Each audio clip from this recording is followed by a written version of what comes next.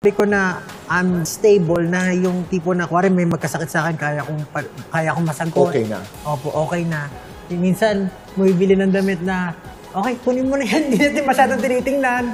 Kasi alam Pablo is sharing, this is a very private thing, you know, how rich he is, but he is sharing like what he can buy these days.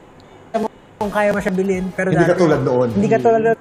I mean, he's saying, yeah, we are stable. I mean, I'm stable. I can buy whatever I want.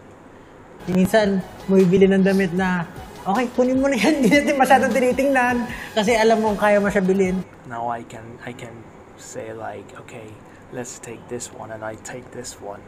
I don't think about money that much. Pero Hindi dati- katulad noon. Hindi katulad noon na parang, Of course, we know Esbinaden is so rich now. They're so rich now. Back in the days, it was hard, but now they're the biggest in the Philippines. tumitingin. Kasi hindi ka naman tumitingin, alam mo, hindi mo naman afford.